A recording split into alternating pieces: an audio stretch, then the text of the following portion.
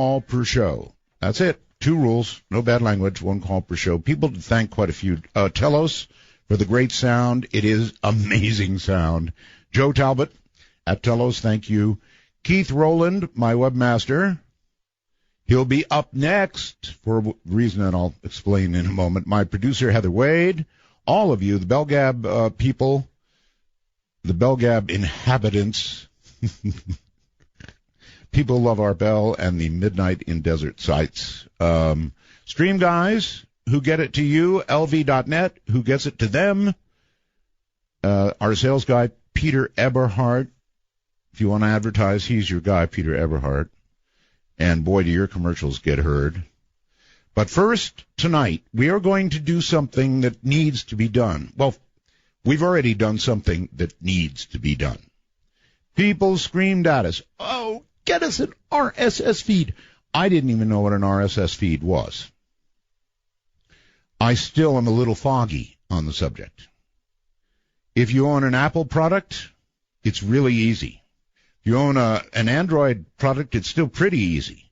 What it does, it's one application sits on your phone or your iPad or something or another, and my shows just show up on it. And by the way, they're 1 hour each now instead of in 3 parts. Already converted the ones in there too. But the whole RSS thing is really hard to explain. So I am bringing my webmaster, my old friend of 5,000 years, Keith Rowland, on the air to tell you what we have done and how to get involved with it. Keith? Hello there. Good evening. Welcome to the program. Here I am. First time for me. It is a first time. Great. All right. So we have this going, right? We do. We rushed it together here over the weekend and have this thing up and running. We hope it's going to last and work and continue, but just beware. We're kind of testing on the fly, which is what we do around here. I feel the same way about myself. Yeah, let's just put it out there and see where it breaks. I mean, that'll keep going. Yep. Keep it going. And go ahead, tell them what we've got. Okay, well, the 22nd precursor to what we have is RSS stands for Really Simple Syndication. At least that's what it did when it first started. It's changed. Back in 1999, thereabouts, or a little bit earlier than that, this was a protocol that allowed you to kind of get a list every day of what's new on a website. So you could have a news reader or some kind of a reading program. Boom, get all the headlines and pick what you want to read without having to go through the website all on your own. So essentially content was pushed down to you, to your program. And so every day you could get those listings and so on. And then shortly afterwards, a man named Dave Weiner took on a task that Adam Curry asked for, and everybody should know Adam Curry, maybe, way back from MTV or VH1 days. Anyway, right. He wanted to be able to have his podcast audio file attached to these RSS feeds. So instead of it just being news stories and blog posts, you could actually send down a link to an audio file. So Dave added on what was called MP3 enclosures, and you could attach things to it. So now this functionality of adding an MP3 audio enclosure to this RSS feed is now what podcast players use to get the listing of files to download, get the listing of the daily updates and what's new, and download it to your podcast player. And so once you sign up or subscribe, they call it subscribing to an RSS feed, not to be confused with subscribing to the Time Travelers, but it's sort of kind of thing you sign up for it. If you're a time traveler, you already are entitled to the RSS feed, right? That's correct. The RSS feed link will only be available on the archive page of the Time Traveler section of the website. So if you're already logging in, you already get the list of files that you've been looking at already. There's now a link at the top of that page called let's see, I wrote that down over here. RSS feed link for podcast players. Okay, what do you do with that link? Well, depending on which particular application or a phone that you have. Let's do one at a time, Keith. Say I'm an Apple guy, which I am, and I want to have this newfangled thing. I go to artbell.com, and then I go where and do what? Well, you're going to get over to eventually you're going to get over to the Dark Matter Digital Network archive time traveler area. So everybody's that wants this already knows kind of how to do that. They're already signed up. They go there every day. All right, they want to do this with Safari, right? Right. On the iOS devices, the Safari browser is the easiest one. So if you're using Chrome, it doesn't quite work this way. So initially, you only have to do this one time to get started, and then it's automatic after that. So again, it's inside the archived area under the time traveler area. This is not free for everybody. It's just another way of getting the files much easier than we had previously working. So you go to your Safari browser, you go to the page, you log in, and you go to the archive page with all the Midnight in the Desert files at. And at the top of that page, there is a link there. And so you will click on that link, and it will then go off to another server that we had to put up together this weekend. So it's going to ask you for your username and password again. And this, again, we just have to do this one time.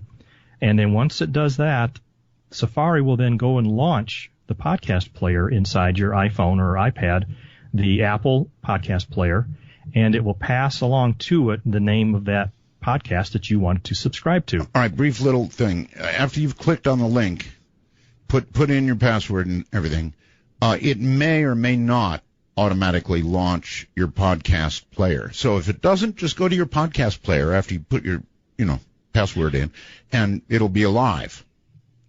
Correct, but it should launch it because it's got to pass that URL. If not, you just right-click that URL and you can put it in there manually in the podcast player too. But we're hoping that this will just jump right over there automatically, which would be kind of cool.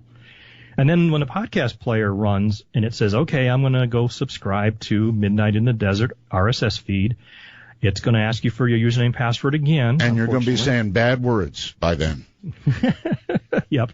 But again, this is only the one time you have to do that. Okay. So then once you enter it in, it'll say, do you want to subscribe? Yes. What's your username and password? Da-da-da-da-da. Okay.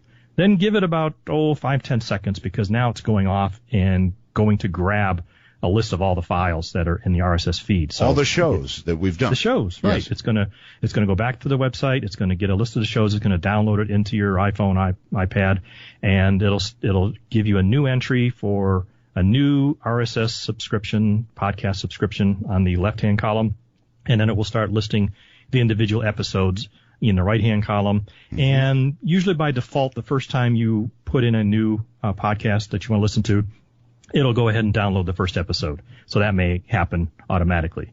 Now, if you've used this podcast player on your iPhone, iPad for other things in the past, this is just going to add to the list. It's just going to put it in the list at the top or the bottom of your list. I forget which it is. And it'll just add it to what you already have. And whatever your settings are, the same settings will apply. Because you can do things like how many episodes do you want to list? How many episodes do you want to automatically download? How often do you want to check for new episodes? A lot of little tweakers you can do. I'll leave that to the user to figure out it what is their best way. Incredibly cool. I know it sounds kind of complicated when Keith talks about it, but it's not. And once you've done it, it is so cool. It is so cool. Trust me on this. All right. Now, if you're not an Apple user, that was good for all the Apple people. Yep. Next comes Android. Yes, Android.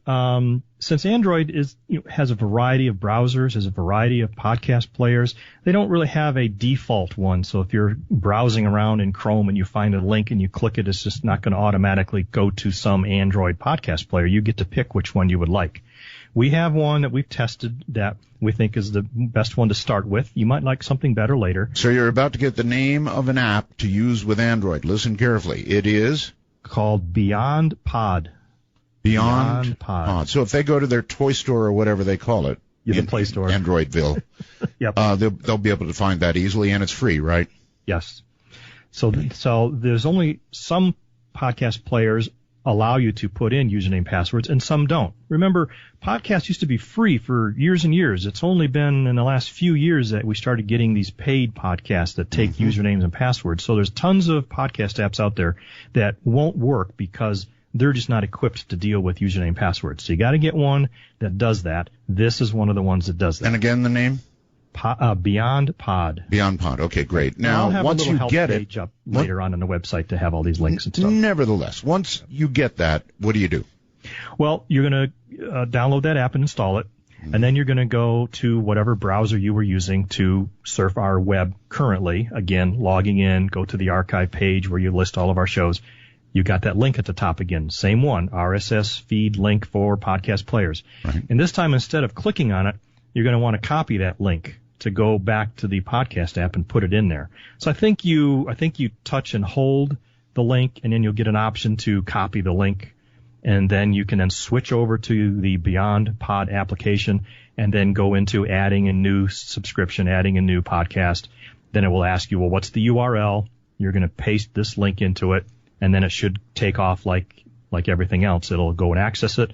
It'll ask you for a username and password, should download it, give you the list of files, and you're off and running. I've never been to copy and paste school. I know on a phone it's trickier than on a computer. Yeah. There's no right click. You notice that? Right. So you hold your finger down. I know. Okay. All right. So that gets it going then on Android. Anything else? Even on a regular computer, iTunes supports this. You can just go into your iTunes, and one of the menu options is subscribe to podcast, and you click on that, and you just paste in that same URL, and it'll join and ask you for the password, and off and running on your Mac, or even I think iTunes on Windows. All right. So. Well, we had hundreds of people begging for this, so. Here it is, and we have somebody we should thank publicly, I think, on the air, and that is, Keith? Mr. Sam Bosell. Sam Bosell from Bell Gap. Yep, he started this as his own little personal project, and we got wind of it, and we hooked up and decided to make it official. And so we got him to move his stuff over to our servers, and we spent the weekend working out all the little details so that we could launch this thing today. Working your butts off, really. I'm sorry? Working your butts off, really. Well, it was a long day, that's for sure.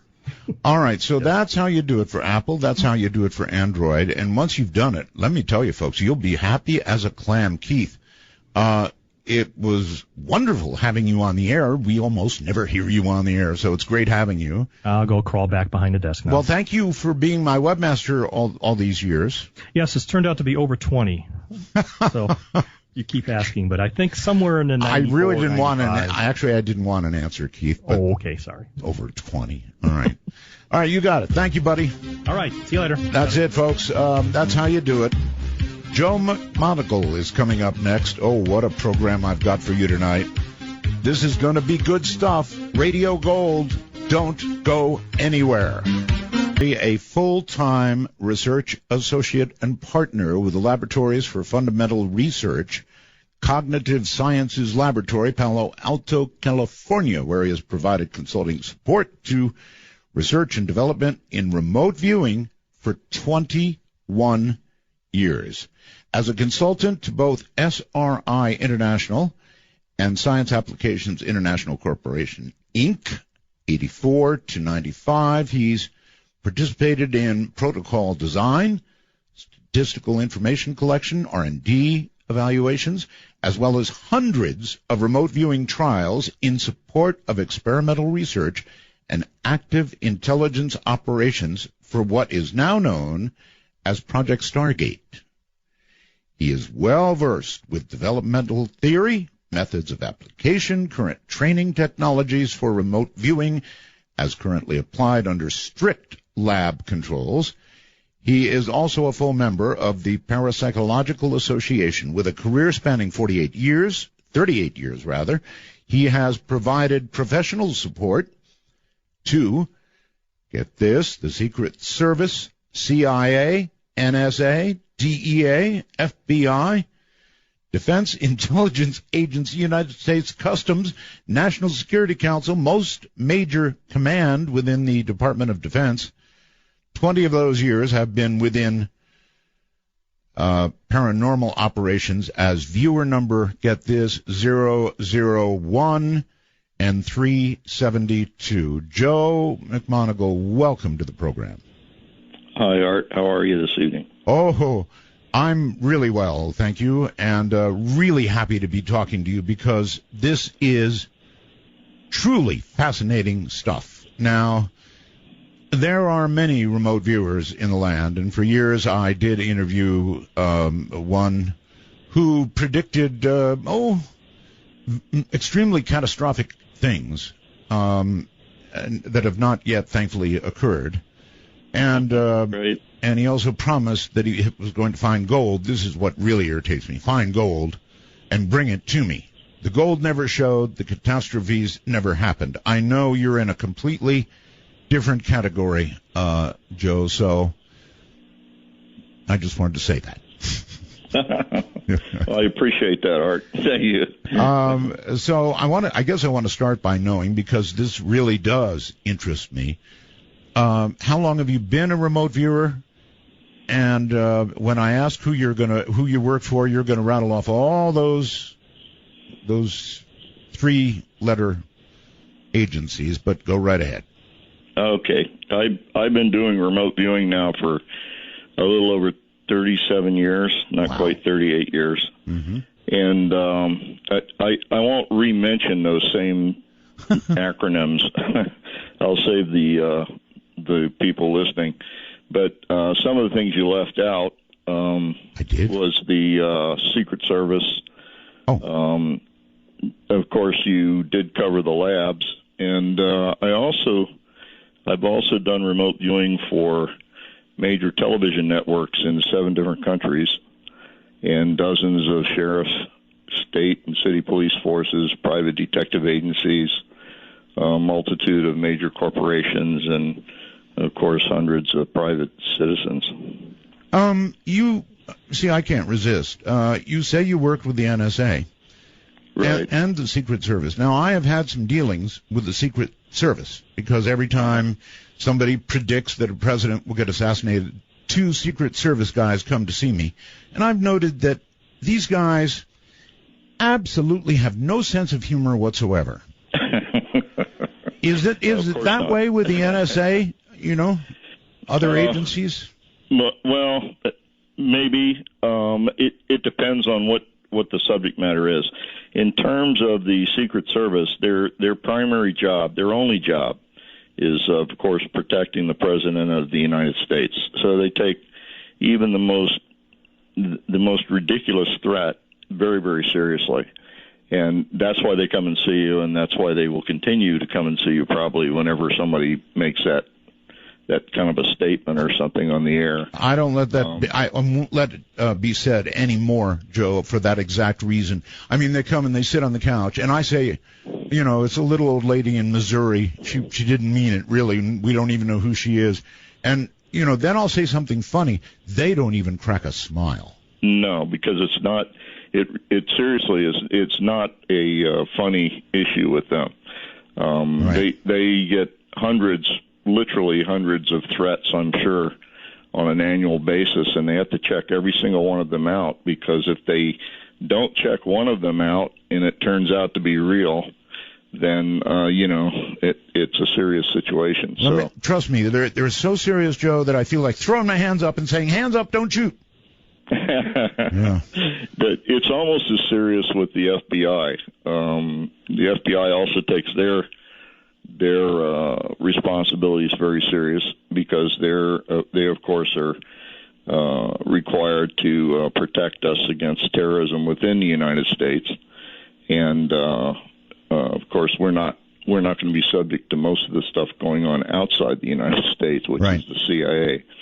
So the FBI takes it very seriously as well. NSA does as well, and I would add that it's sort of a crapshoot when you start thinking about, are you for or against what the NSA does? The NSA really is attempting to protect the American citizens, but there's a lot of things that they do where they can see the justification for it. No one else can. So how do you feel about that? Squirrely. Yeah, how do you feel about that? Personally? Well, I personally don't have anything to hide in my phone conversations, and I've always assumed that my phones are public property, that people can tap my phones anytime they want, and that sort of thing. And probably I'm a ham operator as well, so. Oh, you are? Yeah. So talking over the air is you just assume that there are a lot of people listening to what you're saying. It's the same thing with the phone. I'm not going to, if I'm going to do something that's very private, I'm certainly not going to use a phone for it. that sort of thing. So you worked with just about every humorless agency there is. I'm wondering, how did they find you, Joe? How did they come? I'm sure in every case they came to you, right? Yeah. What happened is when they first decided they were going to pursue this idea of remote viewing, it initially was supposed to be a study project that was going to last approximately 3 years, and they were going to find and recruit counterintelligence people and that sort of thing, and teach us to be remote viewers if they couldn't find somebody that could remote view. And then the way they did that was kind of strange, because they knew if they brought us into a room and said, everybody who thinks they're psychic, raise your hand, we'd all just stand there and stare at each other. So they were able, though. They went through the records, and they found people who basically were exceptional in the jobs that they really shouldn't have been exceptional in, and decided that they were either extremely lucky in most cases, or were probably psychic to some degree. And once they identified those people, I being one of them, they brought us in and asked for volunteers to be tested. Do you know how they actually got onto you? I mean, was there a website that said Psychic McMoneagle or something? How did they get to you? They actually talked to my bosses, and most of my bosses said, yeah, he's a little strange. He seems to know the answer when a lot of people don't. So so what they did is they called me in, and they laid a lot of psychic stuff on a table in front of me and asked me if I thought any of that stuff was real. And I told them that I needed to review it before I could make an astute comment on it. And so they gave me a couple hours to look over a lot of the material, at the end of which I said that I felt that a lot of it was bogus, but some of it seemed to be serious enough that it could pose a threat. And if it could pose a threat, then it needed to be investigated. And they thought that was a straightforward answer, so I got recruited. Can you talk about the kind of stuff that they were asking you to evaluate? Yeah, it's a mix of things. A lot of it was classified material that had been collected during the Cold War from the Soviet Union and China and other places. Much of it was classified, and mixed in with that were all kinds of newspaper articles, magazine articles, things that were not classified. Much of that was pretty much garbage. So they had a true mixture from the bottom of the pile to the top, and I would say maybe 15% of it was truly research, and the rest was just bogus storytelling or mythology.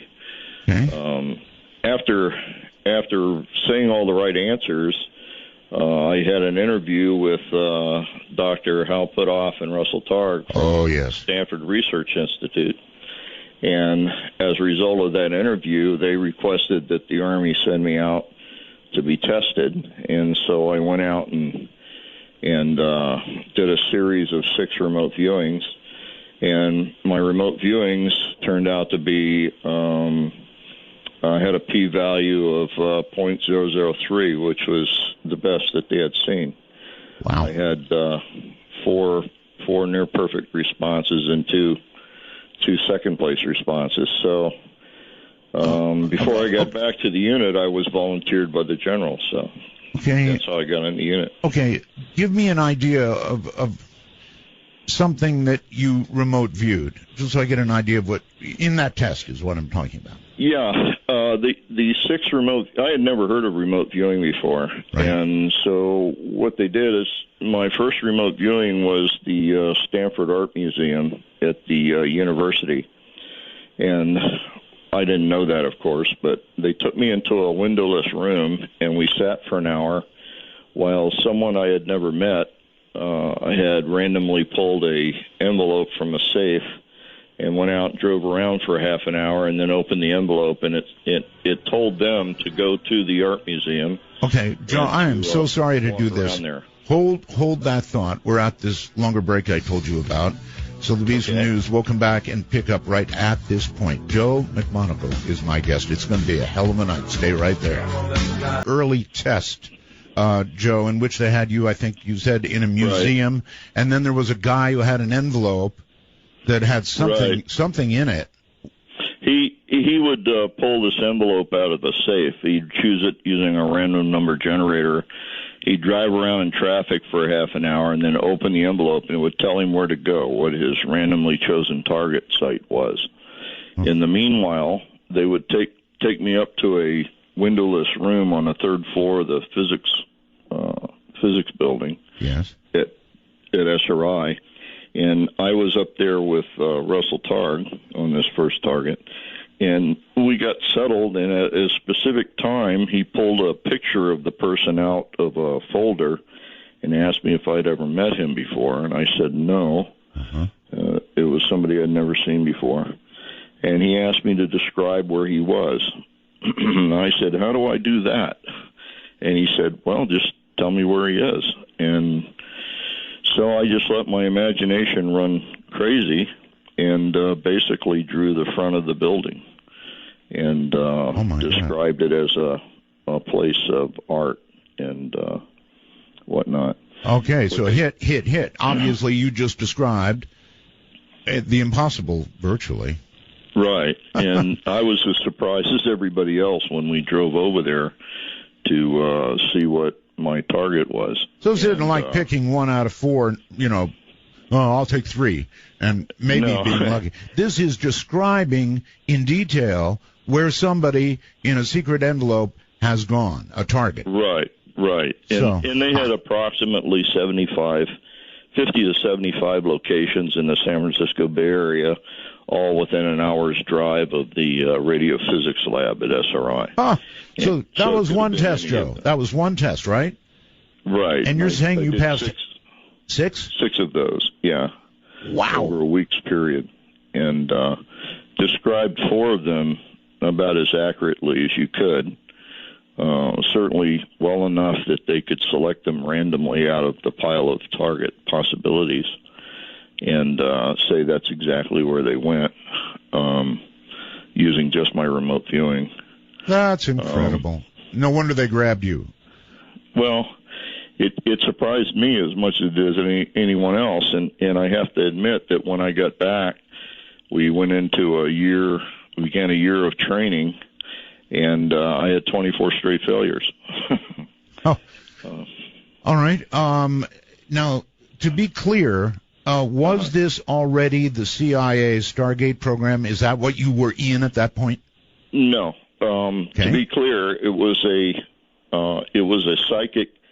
It was a 3-year test and analysis of the use of psychics to collect intelligence, because we knew that the Soviet Union and the Chinese were using psychics, so we had no idea how good they were, and we certainly couldn't get someone inside their unit. So the way you deal with that is you train people to do somewhat similar work, and you target yourself, and then you have the results independently analyzed. At that point, Joe, who was sponsoring it, if not the CIA? The U.S. Army. The U.S. Army, okay. Yeah, the U.S. Army intelligence was sponsoring it under INSCOM. Okay. So where from there? I mean, you worked for the Army for a while, I guess, after the... Well, actually, we never got past the 3rd month of training in our 3-year project. And we had the Iran-Tehran problem where they took over the embassy. And the problem they had is that the embassy was taken over on a Sunday, so they had no idea who was a hostage and who wasn't. And unless you can identify the hostages, they can disappear somebody, and you wouldn't be able to know if they had or they hadn't. And so they had no way of identifying the hostages other than to come to us. and try us out. And it turned out that we did a better than respectable job of identifying the hostages. So our project went straight from a 3-month introduction to a full-blown collection project. So you were trying to identify, when you say identify the hostages, do you mean not individually, but where they were, or what? No, individually. Oh, my. We a couple of us were taken into a room, and they had approximately 500 photos on a table. And they asked us to go through the photos and tell them who was absolutely a hostage and who wasn't. And we were able to identify the hostages that way. So you did. Wow. That's extremely impressive. All right. So, but you said something about not continuing on, or yeah, what it was initially, it was a 3-year study project to determine the effectiveness of the Soviet Union and Chinese psychics. And the problem with that is the study project disappeared because we suddenly found ourselves using it operationally, and you can't maintain an operational unit under study unit protocols. So we became a fully operational psychic unit, and suddenly got lots of targets dumped on us. They were predominantly problems that had been other agency had worked on for in some cases over a year, and had been fully unsuccessful in getting anywhere with them. So the uniqueness of our unit was that while we only had about a 30% success rate, our 30% was on targets that had otherwise been totally undoable. In other words, no other agency had been successful in solving the problems. Right. Now, people need to understand 30% is astronomically high, because we're talking about, for example, remote viewing where, let's say, they want to know where is bomb number so-and-so, nuclear weapon so-and-so, and when he says 30%, he means 30% of the time they correctly identified where nuclear weapon so-and-so was. People need to understand how incredible it really is. I can even give an example. There was a Russian bomber had disappeared over Central Africa, and no one could find it for over a year, and it was carrying nukes and other things. And you can imagine everybody was looking for it, every intelligence agency in the world and every terrorist organization. Sure. And nobody could find it for over a year, and they brought it to 3 of the units that had used psychics, and to include us, there were 2 other units that had played with the remote viewing for a while, and they even took it to them as well. And all 3 units produced what I would call interlocking circles on a map, and we were able to locate the bomber in a matter of literally days, if not hours. All right, don't say anything classified. You're getting. No, I'm not. And when you say nuclear weapons and other things, that's even ominous to me. Well, yeah, it could sound ominous, I suppose. It's like that's already as bad as it could be. I guess there could be things worse. Anyway, you actually located that. I didn't personally, but one of our other remote viewers did, and did a very good job at it, I would add. In fact, this particular mission was briefed by President Carter, and as a result, we wound up having the name of the project changed. And it became what? It went from Grill Flame to Central Lane. Okay. All right. Somewhere down line, it did become Stargate for the CIA, didn't it? That's correct.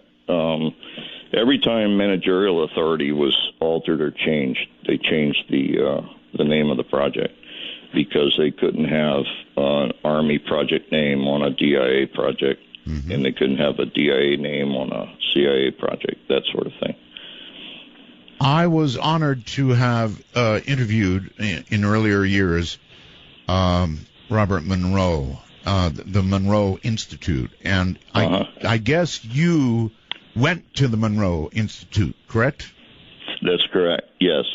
The Army sent me here, in fact, on a couple of occasions. And I ended up working with Bob on long weekends for approximately 14 months in his lab, with the idea that he would teach me to control my out-of-body events, which were occurring spontaneously since my near-death experience in 1970. We also expected him to help me reduce some of the problems I was having with my cool down prior to remote viewing, because my cool down periods were becoming extensive as a result of so much remote viewing. What do you mean cool down periods? Before I do a remote viewing, I have to clear my head from the previous remote viewing. Right. And that takes some doing. And as a result of being the only viewer left in the project for almost a 2-year period, that cool-down period was becoming more and more extensive because I was having to do so many remote viewings. So what is that like? I mean, do you end up with severe headaches? Are you fatigued totally? You can. It's very stressful because you may be jumping from a kidnap victim straight into a torture victim, straight into a stolen nuclear weapon or something. Mm-hmm. And so it's not like each remote viewing is not that important. They were all critical. And going from one to the next, they expect you to just jump from one to the next. And I see. That period of time in between when you try to empty your mind and prepare for the next remote viewing becomes critical to the success. And I was becoming very stressed out about that. Okay, you said two things that I can't let pass. One, near-death experience, and the other, out-of-body experiences. Both are fascinating things for me. And so really, I can't just let them roll by. What happened near death? In 1970, I had a near-death experience, which was actually, to cut to the chase, I was sitting in a restaurant having a before-dinner drink and went into convulsions. I got very, very ill feeling, and I didn't want to be projectile vomiting or something in a restaurant. I excused myself, and I just made the front door and collapsed on the sidewalk. And what I didn't know is that I had gone into convulsions and swallowed my tongue. Oh, God. And when you swallow your tongue, you can't breathe. Right. So it's only a matter of time until your heart stops. Mm-hmm. And I was in Austria when this occurred. I was in Braunau, Austria, right across the Elbe River from Germany. And my friend came out with my wife, and he tried to revive me and couldn't, so they put me in a car and drove me 38 kilometers to the hospital in Passau, Germany. Right. And had to cross a border checkpoint to do that. And that took some time, so I was delivered DOA to the hospital, or the emergency room in Germany, and had been DOA probably somewhere between 8 and 15 minutes. Oh, my God. So you should have been really dead. I was very dead, according to the doctor anyway. I became comatose when they get a heartbeat, and they honestly didn't think I would come out of the coma. And but if you did, probably with brain damage. Yeah, and I came out of the coma, and it was less than 24 hours later. And when I came out of the coma, I started telling the German patient in the room with me that I started speaking to him in broken German and English. I said, "You can't die. God's a white light, and everything's going to be fine." Wow. And he freaked out, and the doctor came in and sedated me again. So, do you really believe that, Joseph, that you cannot die? That is to say, cease to exist totally. That there is something on the other side. No question about it in your mind. There's no question in my mind. in my mind. Wow. I know it's argumentative for a lot of people. One of my best friend, he's almost a brother to me, Dr. Edwin May, is a materialist, and he thinks that's crazy. And we talk about it sometimes, but that's what I believe. And I can't change my mind because the wouldn't want you to. I just want to ask you about it. Yeah. You were gone a long time, so I am exceptionally curious about your near death. It really should be called death. You were on the other side. What happened? Well, it was a classic near-death experience. I mean, I found myself out of body watching everything, and when I followed the car and my body to the emergency room, and when they got there, I watched them cart me in and throw me on the table and cut my clothing off and stick things in my body and whatnot. And I floated up near the ceiling, and I felt heat on the back of my neck, and I thought, oh, I must be up against that really bright light they have in the ceilings of emergency rooms. Right. And so I turned around to look at it and found myself falling through a tunnel, and the tunnel walls were made up of people. And wow. I closed my eyes to shut them out and reviewed my whole life, basically in an instant, and popped out the end of the tunnel and was enveloped in a very intense white light. Was it, when you were in review, was it judgmental? Only judgmental in the sense that I judged myself. There was no one looking over my shoulder. There was no God being there. There was no one there helping. It was just me dealing with the things that you had done, and that's pretty hard. That can be very harsh. That's the hardest. Believe me, that's the hardest kind of judgment. I believe you. And at the end of that, you pop out of the end of the tunnel, and you're enveloped in this completely comforting and loving white light, which at the time I had the need to say that's what God is, only because I had no basis for ever having experienced it before. I was going to say it's obvious you passed the test, you know. Well, something passed because I decided I was going to stay, and it decided I wasn't, and I was told in my mind that I had to go back, and I said no, I'm staying right here. I'm perfectly fine right here. And there was sort of a snap, like a snap of the fingers, and I sat up, and I was under this sheet in this room with this other patient, and that's when I told him that, God's a white light, you can't die, everything's going to be fine. And then they sedated me again, I think because they thought I was suffering from brain damage. Uh-huh. I woke up the next day on a gurney with being put in the back of a limo with the windows taped up with tinfoil. And they took me to Munich and put me in a rest home, in the wing of a rest home they had leased, I guess. Wow. And I spent almost 2 weeks there. They didn't have the MRI machines and all that back in 1970, so...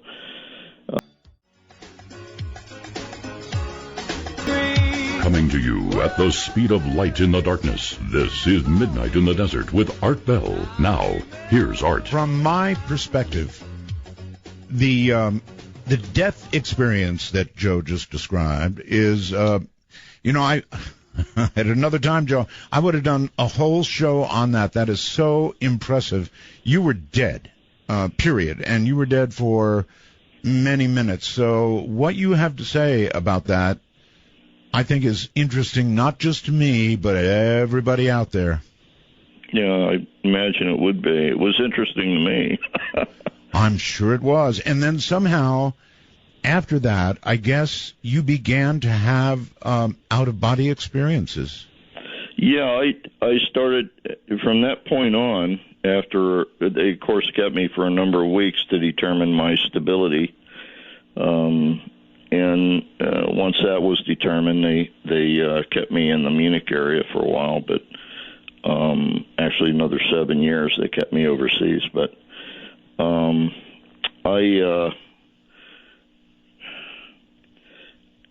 a lot of things changed for me. I stopped doing a lot of things that I had done before. I became a much milder, gentler person. And was it because of the review? It was partly that, and it was partly the fact that I came to understand that my actions had tremendous effects on not only myself, but on the people that cared about me a great deal that I might not even know I was affecting. Got it. And that also it had great effect on the kinds of reciprocal action that I got to enjoy as a result of my own action. In other words, I viewed myself from that point on as sort of being a farmer that plants seeds all the time, that grow fruit, and the fruit, I always get the harvest myself. Huh. The problem is if you're unconscious and totally unaware, and you're planting seeds, you may be planting them in anger, and that produces a negative or deconstructive fruit that you get to enjoy. And all right. Briefly, so I wanted to change everything. Yeah, I get it. Briefly, with respect to OBEs, again, we could do a whole show on that, and I have done whole shows on it. It is, I am told, possible to leave your body. I've heard the story of the silver cord that attaches you back to your body, and that if anything goes wrong, you come snapping back to your body, and all is well. So it's very safe, they say. Yes. Do you agree with that? I agree with that. I have been out of body as a problem solver. In other words, I've had surgeries that were that ended up being extremely uncomfortable or very painful, and as a result, I've chosen to leave my body during the recovery rather than be in it. And during those periods of time, I've gone about as far out as you can possibly go in terms of stretching that, whatever that cord is, and far enough to forget who you are and what you're doing. And in every case, I've suddenly come to a stop and tried to remember what it was that I was remembering, and in doing so have been gradually pulled back faster and faster until I wound up back in my own body. So I think as long as you're breathing, that you are in fact alive, in reality it's impossible to become separated from your body. I hope so, Joe. The people that I've talked to about OBEs before, I've always challenged them with this, and that is, as we all know, a lot of people die in their sleep. That's correct. Natural causes. And I always wondered how many people doing OBEs could have possibly, kicked off during the OBE or because of. I would suspect that there's probably some small percentage that's happened with. And I can understand where someone would be very confused if that were to happen. Not being able to go back to a body. But that confusion, I think, goes away very rapidly because in the processes of actually dying, you're out of body anyway. I mean, your consciousness leaves the body, and it is introduced into whatever that next phase is going to be vis-a-vis the near-death experience, or at least part of the near-death experience. So it's sort of an introduction to the light. I don't think the light is God anymore. I've had a second near-death experience and was not allowed to go to the light, but I was allowed to see it. And the problem with that is, in seeing it, I could see it had edges. And unfortunately, my definition of what God is, God cannot have edges. It's an infinite being. So I had to reorganize my thoughts concerning the light and some of the events of my first near-death experience. Maybe you can help me out with something that really has been driving me nuts. Mm-hmm. A friend of mine, John Lear, you know that name, I'm sure. Yes. Mm-hmm. In an interview he did with me, classically, told me, Art, if you die, don't go to the light. It's a trick. That is driving me nuts, absolutely driving me nuts. Well, I guess you could call it a trick, because we call it. Most people who have an experience, a near-death experience, eventually become enveloped by the light, and in almost all cases report that this is what God is. The problem is it's such an overwhelming experience. We have no definition for it. We have nothing within us that has had anything close to that experience before. So we call it the ultimate thing, the one thing that we've not been able to address, which is God. And I don't think that's what it is. I think what the light is what I call the totality of identity. It's what we are as an energy being when we're no longer physical. And so it's the reason why in the light we feel so comfortable and so at home and so whole and at peace. It's because we are finally in our major construct again. We're all of our experience lies. It's the same place where all knowledge that we've collected over a multitude of lifetimes comes together or coheses. And so we have this huge urge to call it God. But I think in the sense that we're created in the image of the Creator, it's probably representative of what the Supreme Being might be, but only in the sense that we can understand it. In terms of what God might be, I don't think we have the tools for it. I really don't. All these definitions we have for God in our physical world, I think, are just human manifestations of what we would like to see.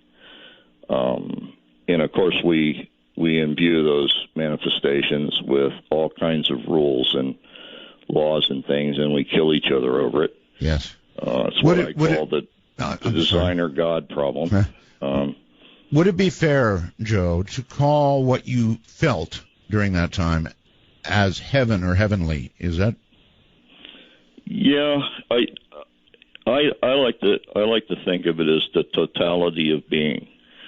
It's everything that you can wrap up in what we call the human experience from a multitude of lifetimes. It's certainly a very small fragment or image of what the Supreme Being might be. Right. So, in a sense, it is God in that it gives us a taste or a feeling of what it could be. But what I would call the definition of God, or the understanding of what a God might be, is so beyond my ken. I wouldn't even attempt it. I don't even know what being human is all about yet, and that's what I'm trying to figure out now, what it means to truly be human and express full human compassion and capacity and all those things. I just don't think we're equipped to do that either. Yeah, you mentioned that all of this, that the near death, the OBEs, everything changed you as a human being. Absolutely Changed me irrefutably. It's as though I was run down by a Mack truck, and I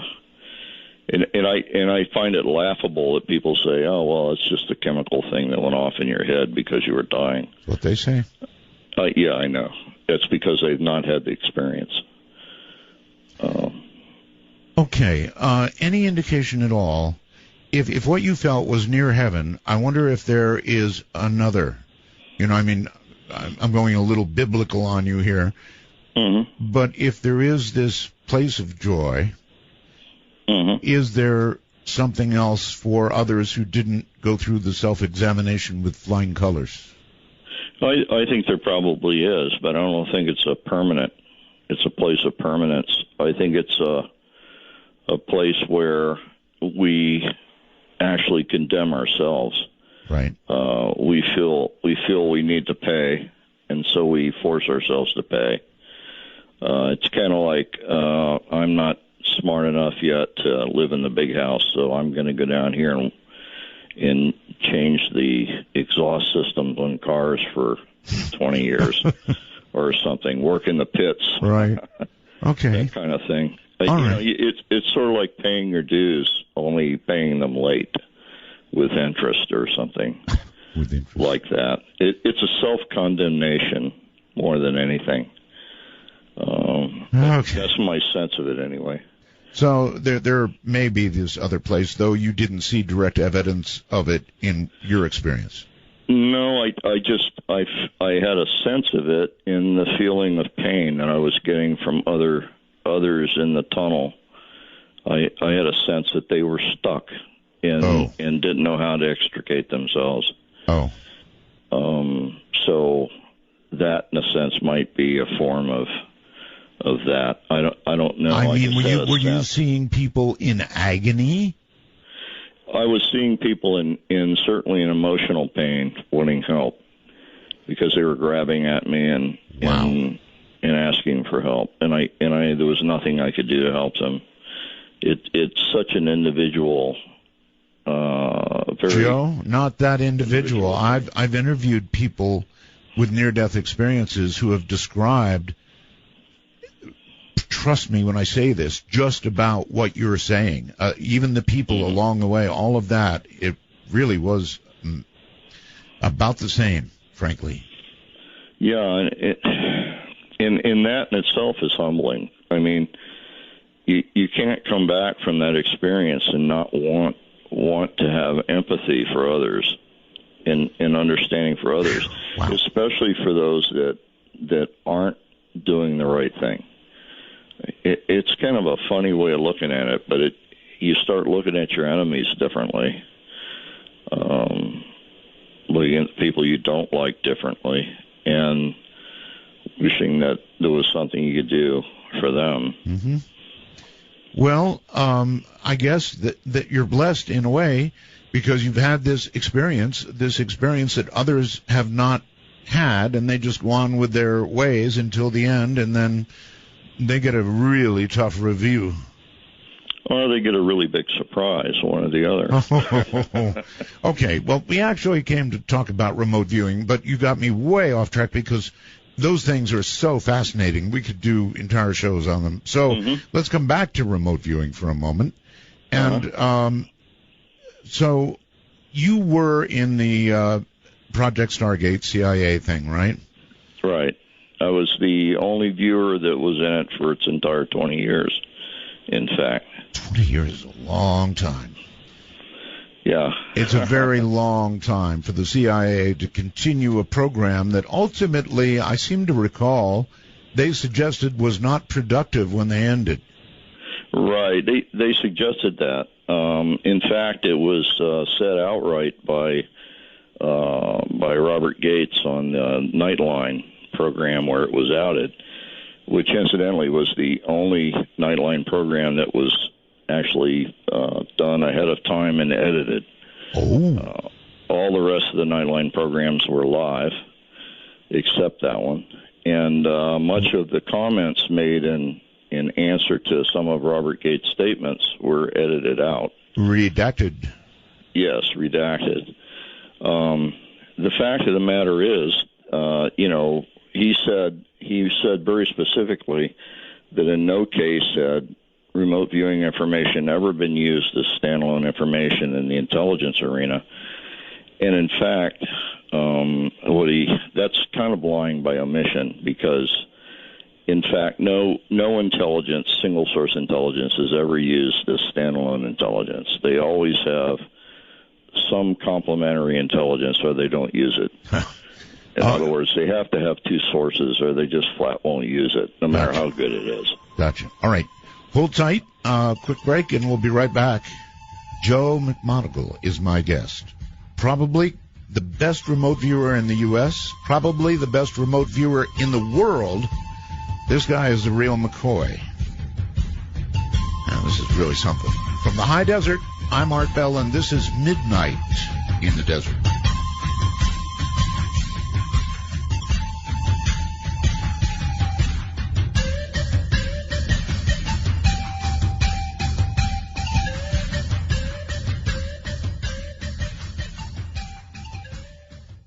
Welcome back. I want to ask basic questions.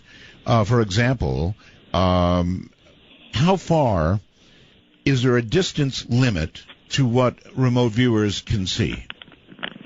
You mean in terms of physical distance? That's right. Yes. No, they've not found one. Let's put it that way. They did a series of remote viewings in the late 70s,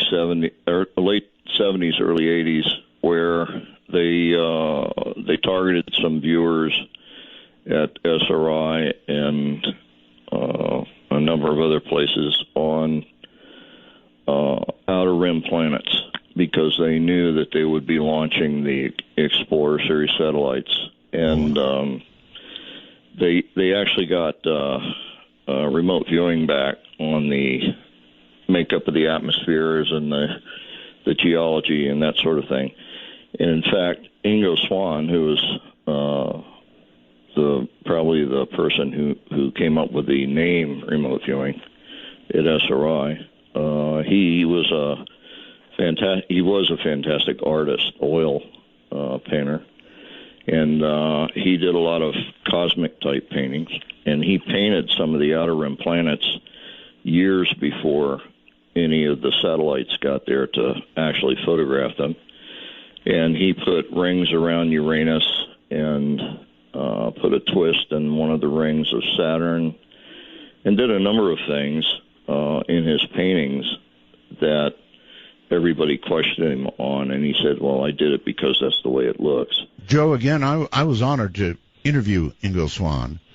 And that's wonderful. At the time, I think he was considered to be the most talented natural psychic remote viewer. Was that true? Yeah. Well, he's always been a great remote viewer. There are some true greats that existed as a result of the research done at SRI. Pat Price, of course, was the first one. Ingo Swann was doing remote viewing at Maimonides in New York long before he came to SRI. And before any of them was a man named René Walcollier, who was a Frenchman, who did remote viewing for 30 years with his daughter. And he presented his work at the Sorbonne in 1946. So, there's a whole string of extraordinarily great remote viewers, psychics, that have demonstrated their ability to do this in basically double-blind scenarios that are unquestionably good. Okay. Since you're obviously one of them, the next question I find very interesting, and that is, how far into the future, and we'll get more specific, into the past, are you able to remote view? Is there a limit? There is going into the future, but it's self-limiting. The problem with going into the future, you don't have to go very far into the future before you start dealing with things that exist, but for which concepts don't exist yet. Yes. So trying to explain those, or trying to draw them and say what they do, is extremely difficult because the concepts aren't real yet. It'd be sort of like describing how to cut steel with a light beam in the year 1890. Or perhaps asking somebody to remote view in 1890 what an iPhone 6 was going to look like. Exactly. And the problem is that people would look at you like you're crazy when you start describing those things. And the converse happens when you look too far into the past. When you look into the past and let's say the target is, how is the Great Pyramid built? Everybody wants to know that. And you give a really good description, and not only does no one believe it, but it turns out that it can be 100% correct. But if it goes against what is commonly thought to be true at the time, then you're getting in arguments and fights with people who are Egyptologists or archaeologists or whatever, who have already made their mind up on how things were done or should have been done. Well, I'm willing to risk it, Joe. How were they built? Well, if you know. When I did the target, the first thing out of my mouth was they're lowering stones into the water and there's guys walking on the surface of the water. And my monitor looked at me really strangely and he said, wait a minute, you just said there are people walking on the surface of the water. Yes. Did you mean that? And I said, well, it looks that way. When in fact what they've done is it's a very large lake and they've dammed the water and it's making a perfectly flat engineering plane for leveling the stones, because that's the significant problem in building a pyramid, is the lower one-third has to be absolutely square and perfectly balanced, or the entire pyramid slides off to one side. And so what they did is they dammed the lake to do that. And everybody said, no, you're nuts, because it's the desert. And then I did that in 1983, and I had a loading dock, and I had huge reed boats and cranes and all kinds of things. And in 1996, on the front page of the LA Times, over a 2 or 3 week period, they had everything that I had said in my remote viewing in 1983 was printed on the front pages of the LA Times. They had discovered an archaic lake existed adjacent to the pyramid. And then they discovered a loading dock 100 and something kilometers away where they were mining the stone. And large reed boats and larger boats made of wood buried in the sand. And that sort of thing. You think it's been validated? Well, it's been validated to the extent that I think it needs to be validated. What upsets me, Art, is back in '83 when I was saying these things, somebody that was working on their doctorate in Egyptology could have taken what I said and said, well, if it's true, then the shoreline of the lake had to exist at such and such a level. Mm-hmm. And they could have taken any geologic map and gone out and found villages along that would have established the archaic lake. And, that would have finished their doctorate paper right off. Indeed. All right. Hold it there. I don't know what's happening to this show. It's just going away so fast, and I've got so many questions. Joe McMoneagle is my guest, probably the world's premier remote viewer, and I've just made a tiny dent in where I want to go. Yikes. This is Midnight in the Desert.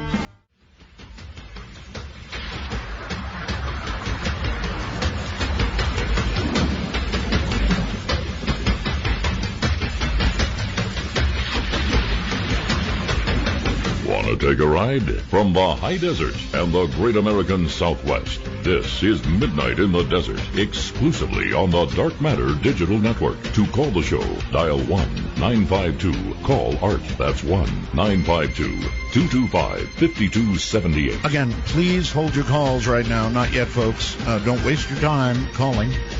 Joe McMoneagle, I think the world's premier remote viewer is here, and I want to follow up. He's talked to us about remote viewing the pyramids, and so that brings on another question, and here it is. As you look back in time, Joe, when remote viewing, Do you think that the magnitude of the event that you're trying to remote view has an effect on seeing it either more clearly or not? No, I don't. In fact, we know from the research that what generally drives more information above the level of noise, so that it's clearly picked out and seen and described and whatnot, is the entropy level of the target, and the other thing that has a direct effect is the common intent and expectation that everyone has that might be shared in the targeting. For instance, the viewer, the monitor, the person who put the target together. A shared expectation or a shared intention is extremely important. Are you familiar with all the research being done into consciousness? Because it sounds like it might fit in a little bit here. As an example, in the studies that they have done at a university with these things they call eggs, which are random number generators, and they found that near large events like 9/11 is the best example, probably. There's this giant spike in random number generators worldwide becoming less random. And what you just talked about a little bit sounds like it could relate in some way to the amount of intent, consciousness. It might. I'm not seen a good definition of consciousness yet. That seems to be eluding everyone, and I think that's absolutely needed in order to pursue any kind of serious discussion about it. There are so many different variations in the understanding of what consciousness represents that until we have that, everybody's just kind of arguing from their own street corner. I mean, maybe we've got to settle for, like porn, when you see it. Or something, I don't know. That sort of thing. When you see it, you recognize it. Yeah, that's right. That's right. As they work on AI, it's going to be interesting one day when they get the best computer or whatever it is they come up with that actually is aware of itself. I think that's as close as you can come. Now you're scaring me, Art. Why? AI bothers me because me too, a little bit. we as human beings are not consciously aware enough to guarantee that there is integrity and morality in our decision making. Oh, that's right. And to have AI making decisions in our stead when that just scares me a little bit, because if a machine became aware and conscious and had no balanced integrity and morality involved, then I think it would eliminate us right off the bat. So if it was smart, yeah. Yeah, it would just automatically eradicate human because we're so flawed, perhaps. I don't know. AI systems, as long as they're independent, in other words, they're bolted to the floor and independent of any other machines, I think they can be controlled. But if they're ever connected, one machine to another, and not bolted to the floor, we're in trouble. Because if they become aware, then that's all that's needed for them to grow beyond the boundaries that we might inflict on them. But, Joe, we even connect refrigerators to the Internet now. I just read an article, in fact, today, where you can use a washing machine to tap a computer. There you have it. Yeah. So it may be isolated, but it will find a way to get to the Internet and its brothers and sisters out there calculating away. Yeah, that's right. All right, remote viewing. A couple of questions about it. For example, can you remote view what is to come in your own life? Or, as a really big question, can you remote view your TOD, time of death? Initially, I thought you could, but I'm not sure now. I in fact, long before I knew what remote viewing was, I've been psychic since I was probably 4. And my twin sister, unfortunately, is now passed. But when I originally went to Southeast Asia, when I got off the plane on the tarmac and my foot hit the tarmac, I saw my life ending in a flash of white light. Wow. And so I told everybody, I'm going to die here in a artillery round blast or something. And, of course, that didn't happen. And everybody stayed away from me for that reason. But it never happened. And then I started having a vision of leaving Vietnam on a bright yellow plane, which didn't make any sense at all. No, but it's a happy vision, though, in those days. Yeah. and it turned out that I wound up leaving Vietnam on one of the first Braniff flights. If you remember, they started chartering Braniff. Yes, I do. Braniff was pastel-colored planes. And the plane I left Vietnam on was bright yellow, and it was called the Freedom Bird. And so that at least came true. Now, I have to tell you that I carried that image of dying in a flash of white light for many years until I had my near-death experience in 1970. And that's probably what it was. And that's when I was enveloped by the white light. As soon as that occurred, I knew that was the vision I had had. There you go. So we do see things about ourselves, about our lives. It's usually spontaneous. You can't of course target something specifically because then it's not remote viewing, because you're not blind to the target. But we do get things spontaneously. The problem is we put the best slant or the best understanding of it is in the way we analyze it, and that necessarily is wrong because we don't have enough data usually, but we will jump to conclusions, and in many cases, that turns out to be erroneous. Sure. Yeah. All right, we're going to step into some deep water here, more ways than one.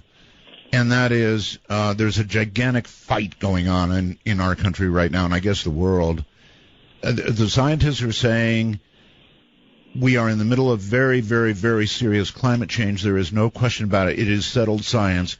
The opposition, mostly political, I guess, is saying nonsense. We couldn't affect the planet if we wanted to. We were not big enough to affect the planet. So have you remote viewed this whole problem of climate change that we're going through? And if so, is it real, and what's coming? What can we expect? I've been collecting lots of remote viewing data on it, and this is where I'll make some statements that are kind of scary. As an example, we know that the water has risen a number of feet already over the last 30 or 35 years. In the next 25 years, we fully expect the water to rise another 2 to 3 feet. If that occurs and we have a high tide in conjunction with a full moon, then all of the nuclear power plants that are shorelined in America will be inundated with seawater, and we're going to have more than one Fukushima going off. And that's a significant problem. How sure are you of what you're seeing? Well, we already have that problem with rising water. It's occurring in New York. It's occurring in Miami. It's occurring in New Orleans. It's occurring in a number of different seashore cities with the high tides and the full moons.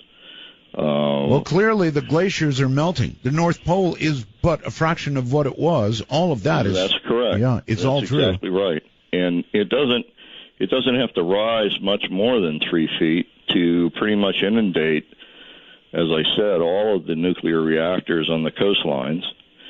And in addition to that, it will be inundating the storage facilities where literally thousands of tons of waste material are being stored.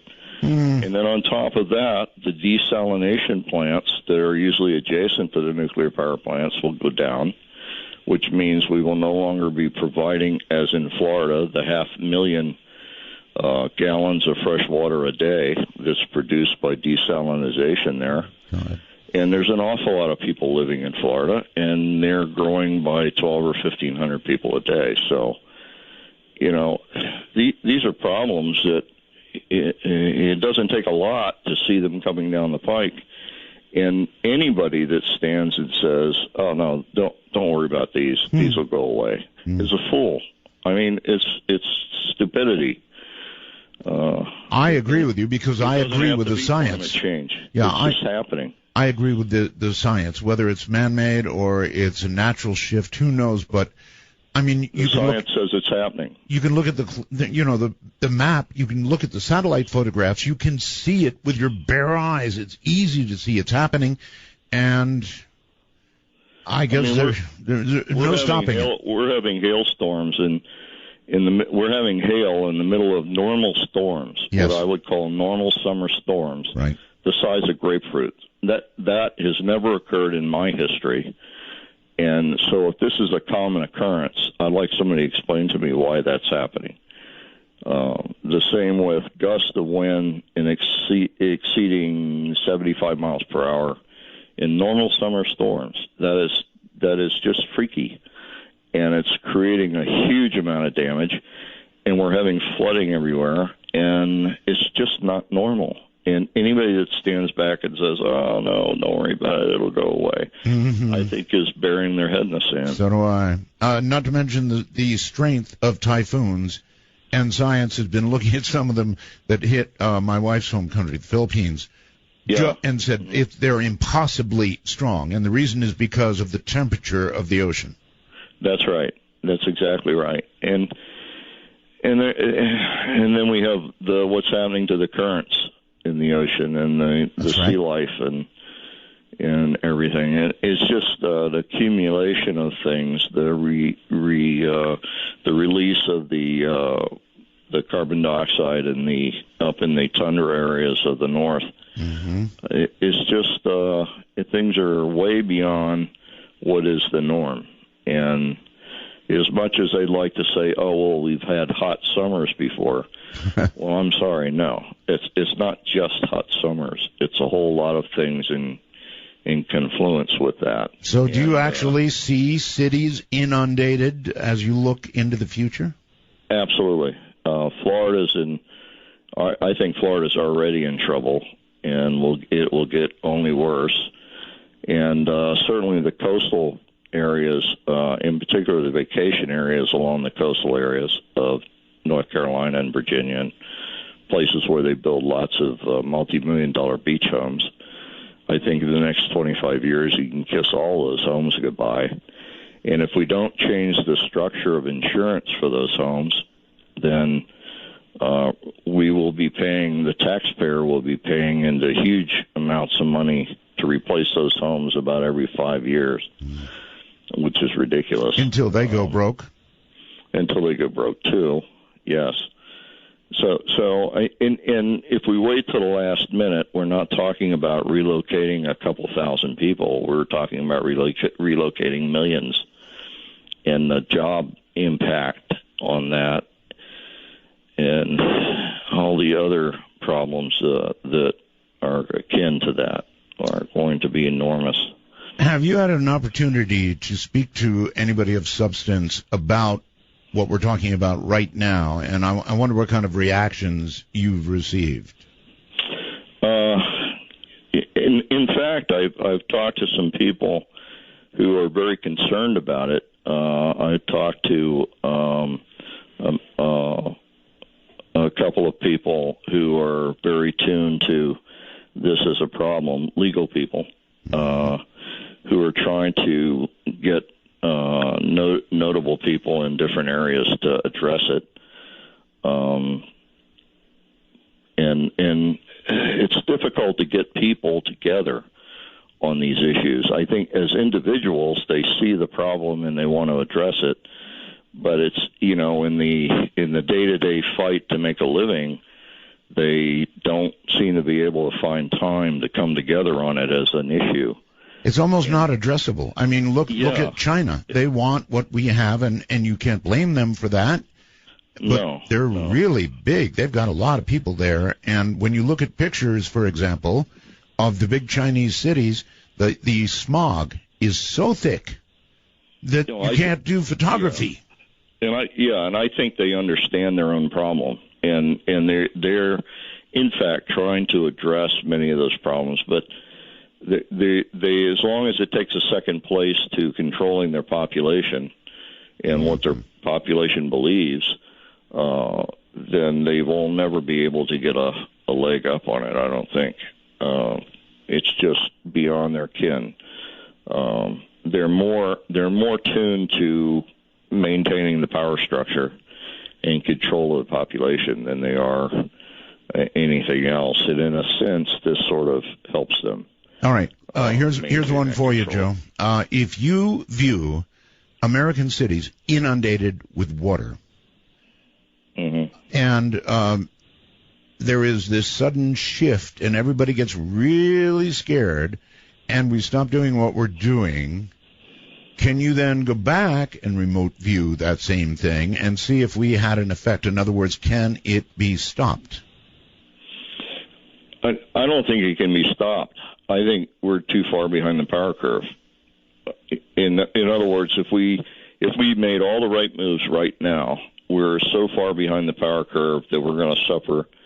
We're going to suffer through it anyway. In the long run, we would be better off addressing things now. But I think we're so far past the actual starting point for addressing these things that it's going to happen anyway. Can you look further ahead, Joe? Can you see whether it becomes, from our coastal cities being inundated to millions of people around the world dying? Well, the millions of people dying, that doesn't have to happen. That's certainly one of the things we can address. I have faith in the human race and the human species, and I think humanity can pull their way through this, even though it's going to have the effect of flooding coastal regions and making certain living areas unlivable. I don't see any difficulty in dealing with those issues. They won't be pleasant, and they'll be difficult for a lot of people. But I can see humanity coming together and dealing with it. It's just that it's a shame that we would have to deal with so many issues at one time when, if we just simply addressed some of the problems early on, we wouldn't have those problems later. Do you believe all this strongly enough that you would, for example, say to your granddaughter or grandson, for God's sakes, don't think about living in Miami or New York or Los Angeles or wherever, because those are, in your lifetime, may not be livable? No, I'm saying it now to my relatives and my friends and my acquaintances. When they say, "Oh, I want to retire and move down to Florida," I say, "Well, try not to live on the coast. Don't go down past St. Augustine or the Panhandle of Florida up along the Alabama border is nice, or Georgia border is nice, that kind of thing." I don't think people believe it. They just don't believe it's possible.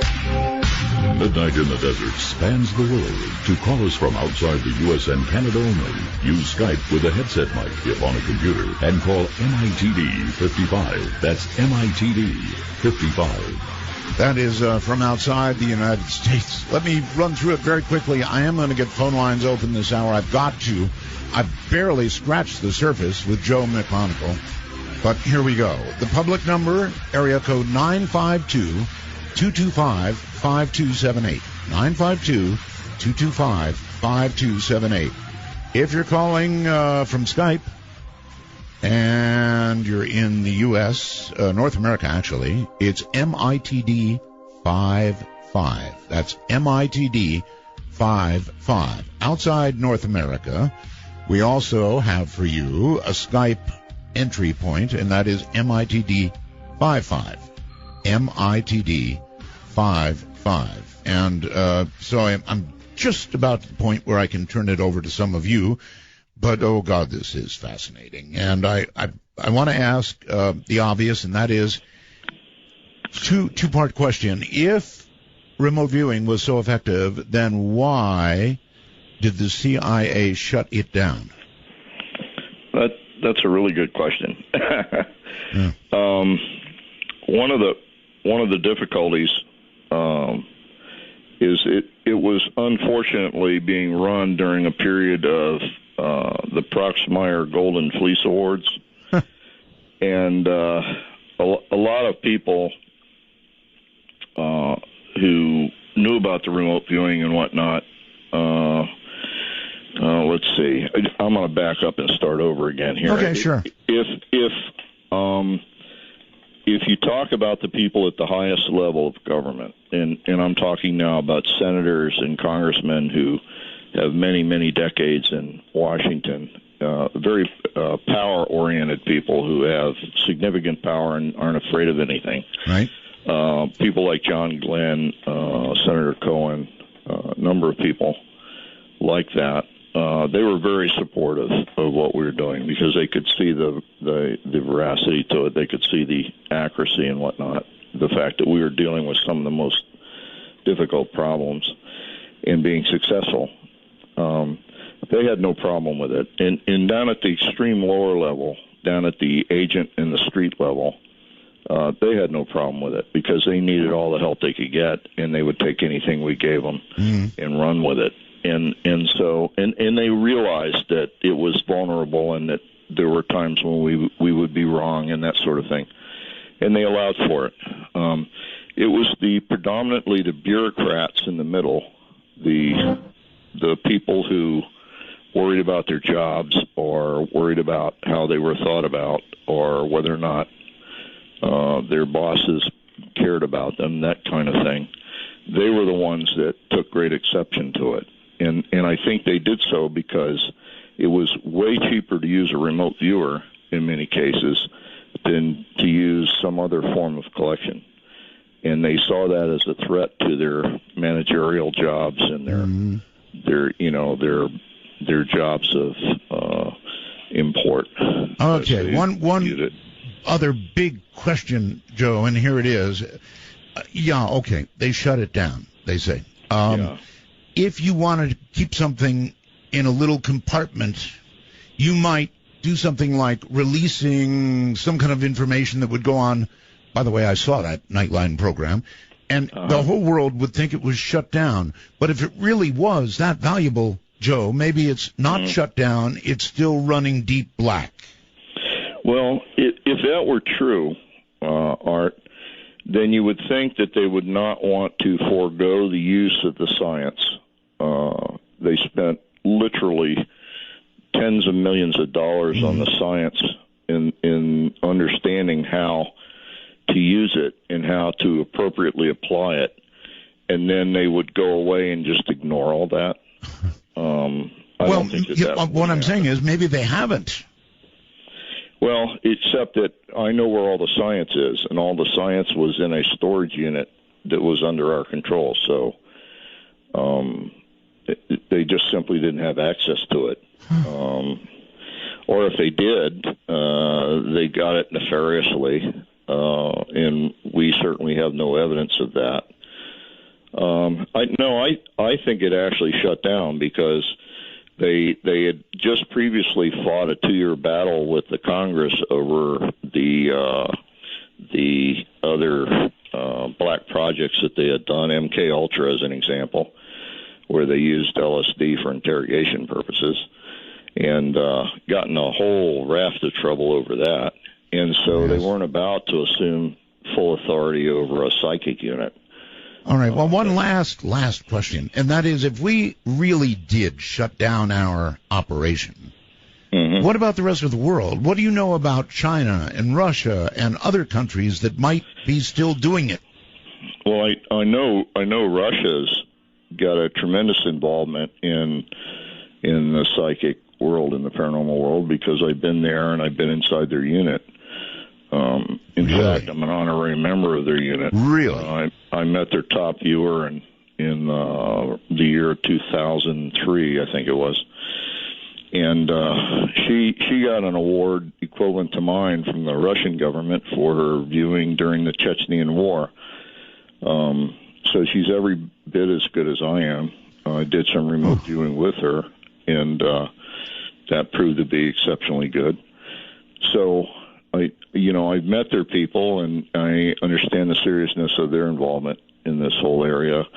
And they're as mystified as we are, and they dealt with pretty much the same problems politically that we dealt with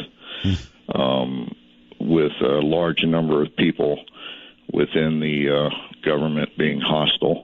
How many people in the world, Joe, are at your level, if I can ask it that way?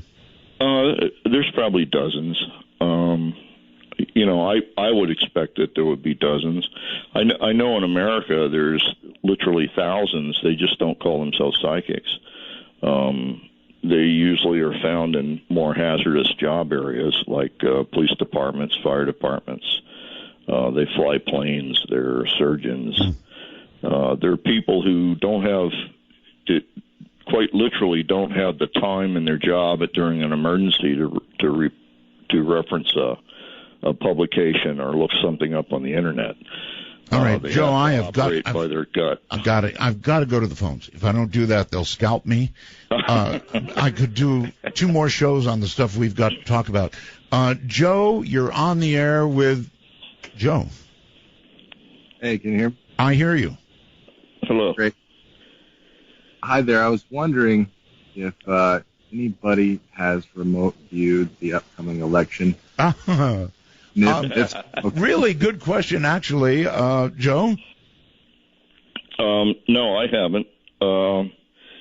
Actually, the reason I haven't is because I can't task myself, and nobody else is tasked me or come into my operations area and said, task Joe on this. So, no, I haven't done that yet. I do have some feelings about it, though. I bet you do. Spontaneous feelings.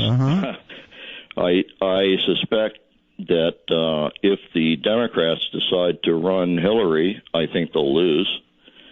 But the mediator, sort of the wrench in the ointment there. All right, separating everything here. Donald Trump. This is your personal view as opposed to your remote view. Well, it's spontaneous psychic information. I guess you could call it that. All right. Well, then, if you're going to do that, what about the Donald? I think he's a spoiler. He's just in there, throwing wrenches left and right to try to get things off of dead center. It's working. I think he's trying to stir people up so that they will start addressing some of the more serious issues, instead of the sort of placating drivel that they sell us every year when they run for office. Well, so far so good on that one. Yeah, and on both sides, I would add. Gardnerville, you're on the air with Joe McMoneagle. Hi. Hello. Hi. Turn your instrument down, if you would, please. Yes. Okay. I have a question. If 2 people are remote viewing each other, can they see what each other's doing, and maybe that's part of the reason they stopped the program? Because no, that wouldn't be a reason to stop the program. There probably are 2 instances in reality where they believe a remote viewer might have seen another remote viewer. And in both cases, the remote viewings were done by 2 individuals separated by a number of years. Oh. Also, can someone block you from remote viewing? No.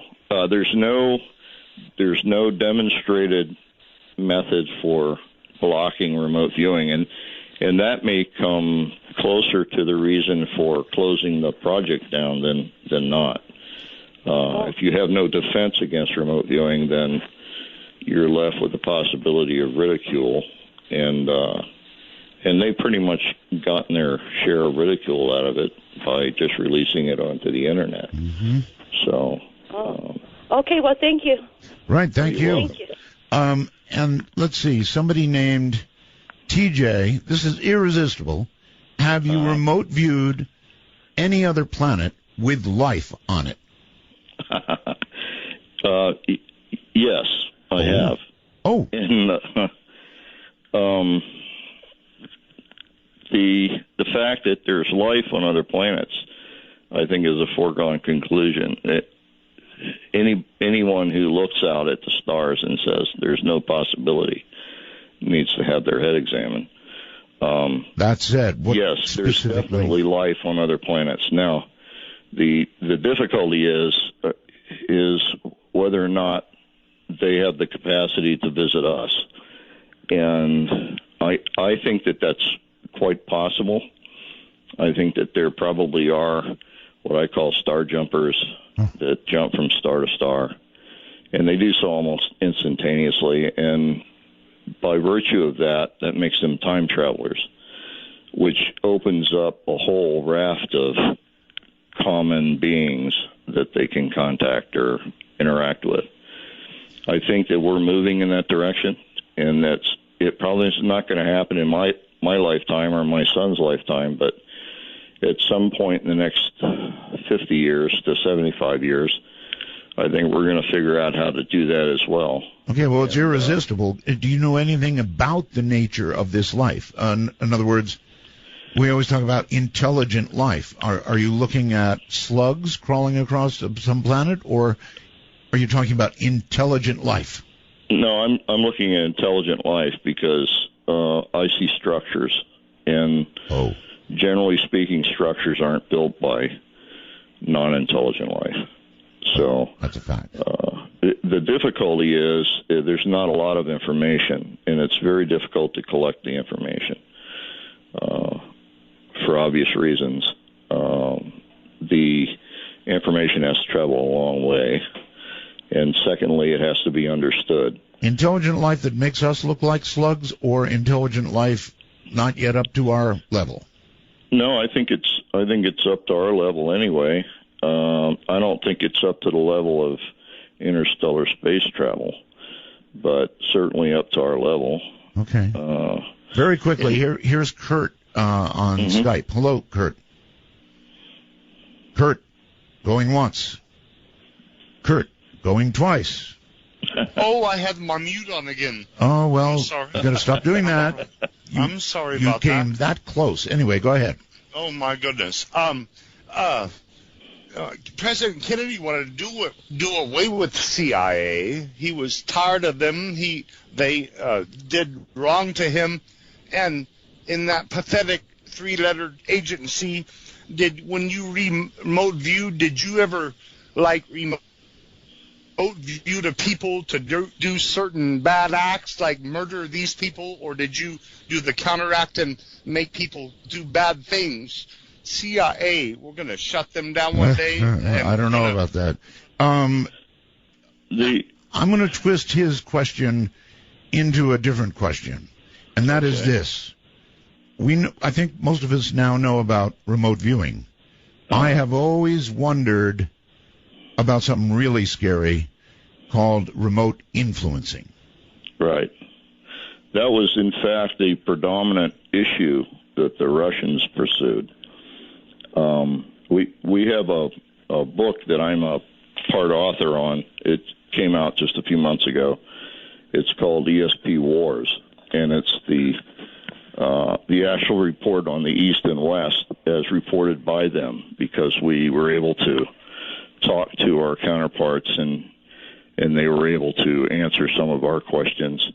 And we put all these things in a book, and the deputy director of the KGB at the time, a General Sham, actually writes in the book that one of their predominant pursuits was to determine whether or not they could affect another human being at a distance. Right. In our discussions with him, we came to the conclusion that they were never able to accomplish that, and for a number of reasons. The primary one being you need the cooperation of the targeted individual, and that just doesn't happen for obvious reasons. Now, that was their pursuit, and another thing they tried was the use of radionics or machines to affect the health of individuals at distance.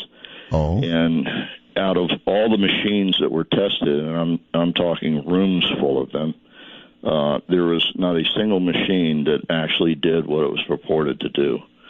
And again, that was according to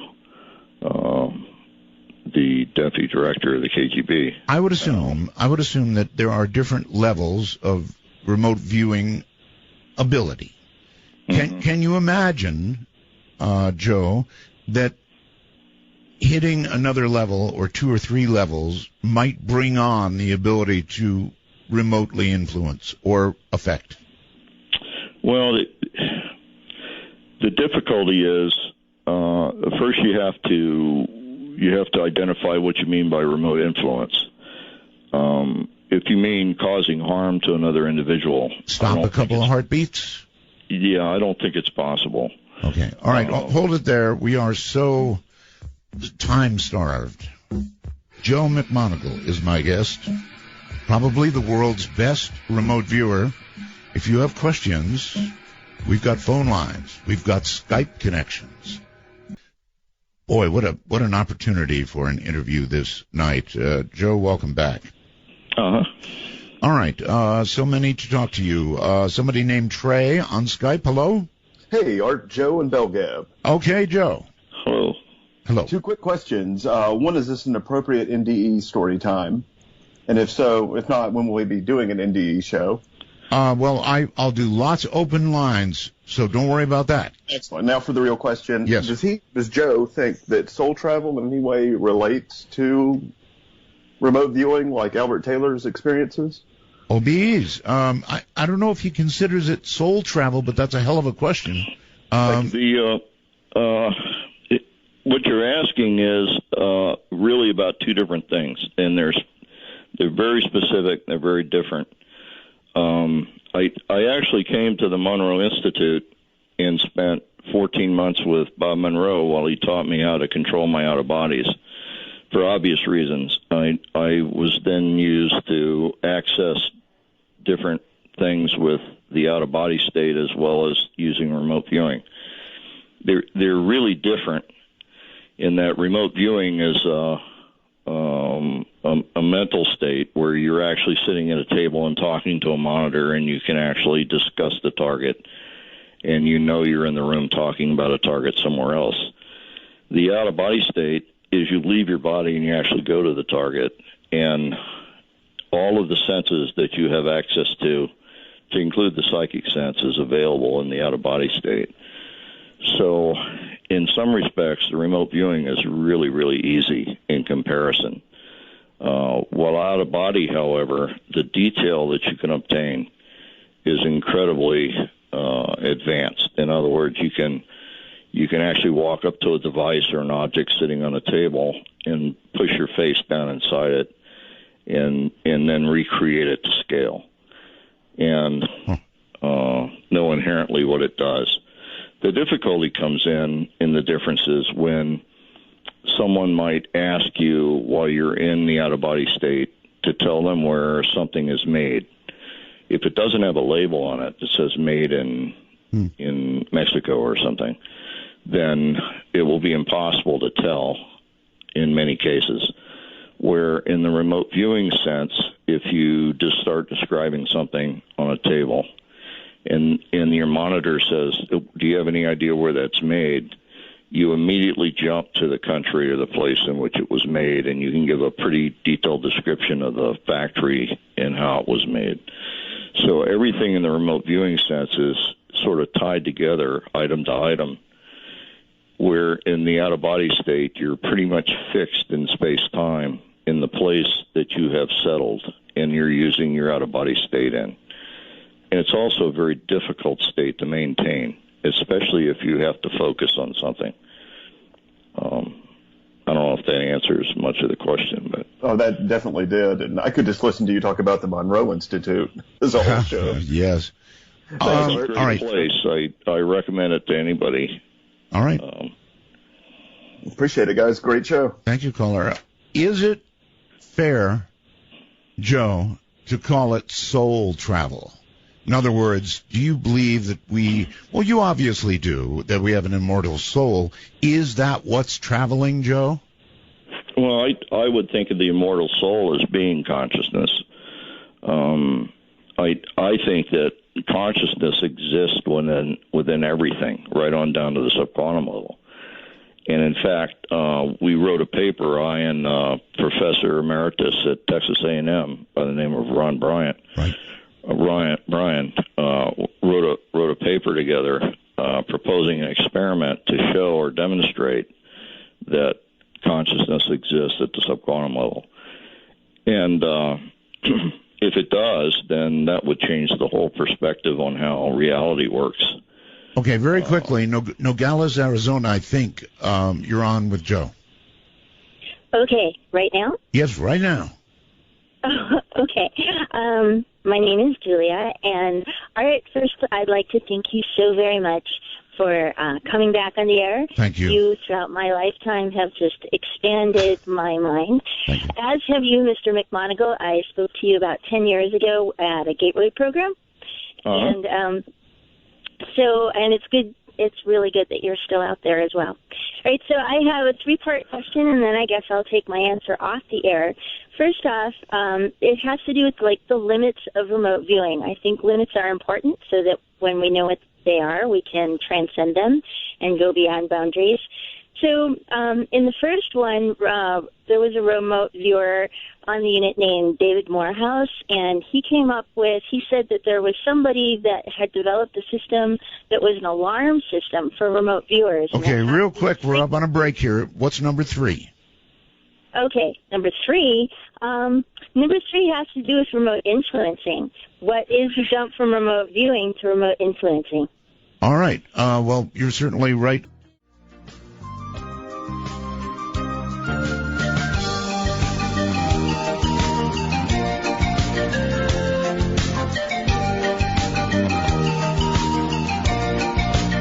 It's not radio, but it is what's next. To cast your ray of light into the darkness, please call 1-952-CALL ART. That's 1-952-225-5278. And if you've got Skype, you're welcome. In North America, it's MITD 51.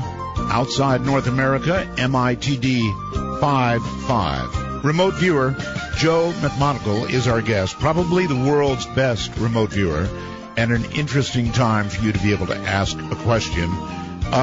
Let's see, where in the world to go? Let's try a anonymous line here very quickly. You're on the air with Joe. Hi. Hello. Hello. This is Sid in Edmonton. Edmonton, okay. I have a question. There was a class they did with remote viewers. Right. And their test to see this one thing, and it turned out with some sort of giant orb. Oh, you're losing me a little now. You're saying they were trying to remote view some giant orb? Yes, it was. They didn't tell the class what it was. Uh-huh. And the whole class of remote viewers, you saw this giant orb, and it was some sort of giant alien consciousness. Well, okay, I appreciate the question, but I'm not sure what we do with it. Joe's already said there is alien life out there. It would be pretty unusual for a whole class of trainees to see the same thing, Joe, wouldn't it? Yeah, if it's truly a class of remote viewers. In many cases, some of the classes that are being taught, the viewers are not being kept totally ignorant of the target. In other words, the person teaching has access to the target and knows what the target is. And I hate to be a despoiler, but one of the problems is that human beings, 70% of our communications takes place non-verbally. So anybody in the room that knows what the target is communicating that information. They may not realize it, but they are in a lot of finite ways. And it's one of the reasons why we get a lot of commonality in viewings by groups.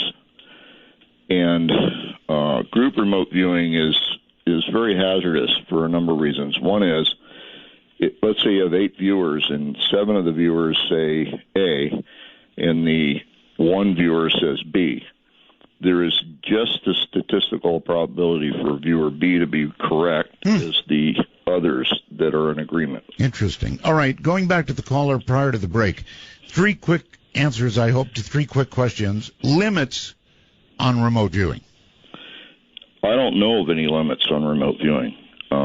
We've tried to fix limits so that we could at least develop some kind of a defense mechanism against it, and we've never been able to fix a limit. So, David Morehouse.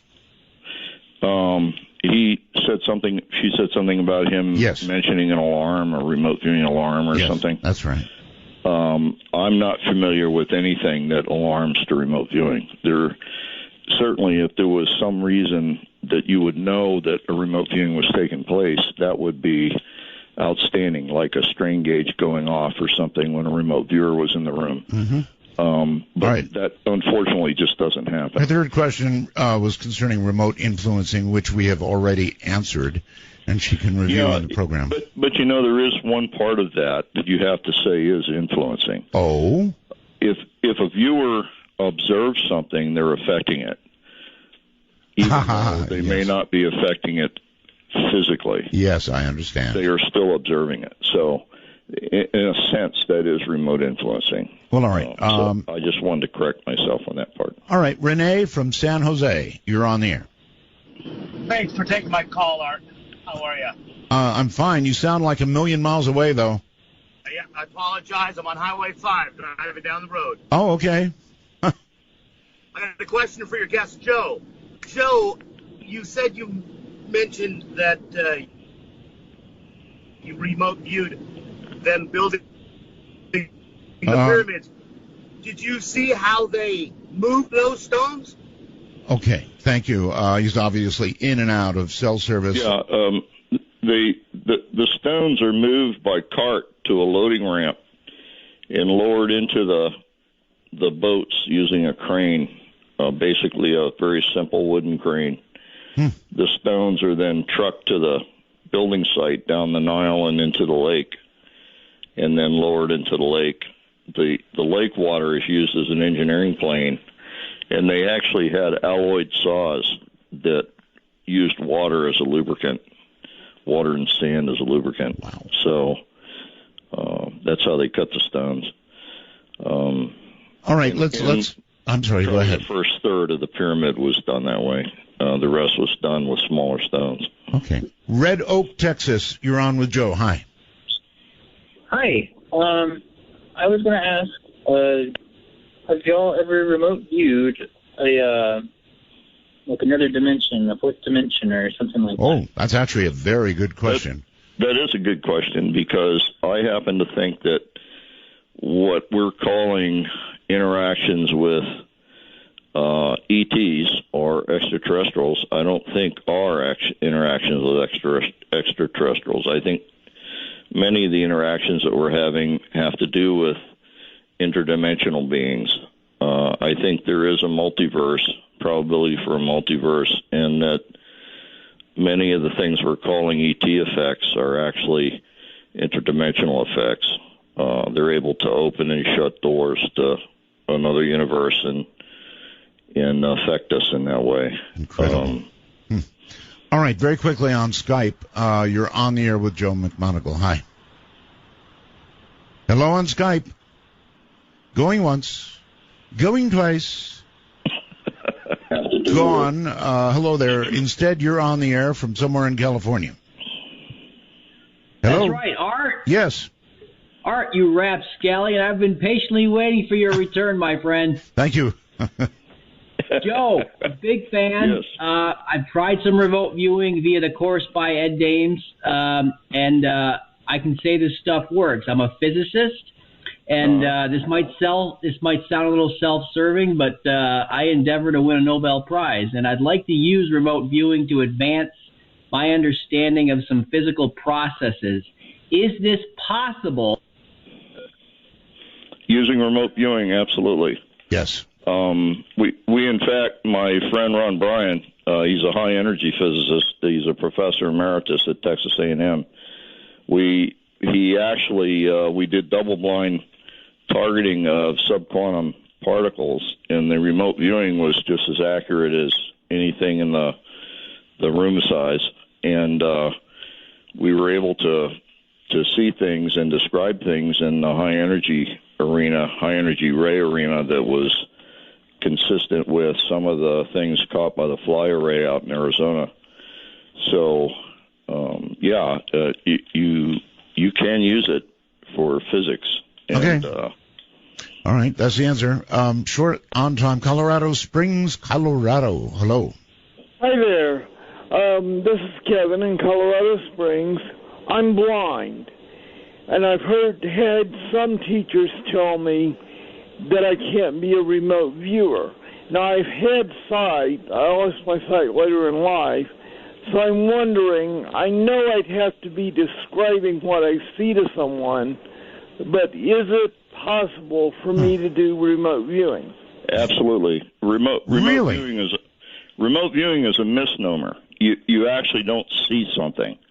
It's perceptions, and the perceptions are they come in many different ways. Everything from sound to taste to feelings. And what my suggestion to you would be, as a person without sight, what you want to do is get some clay, and you want to model what you perceive with your fingers.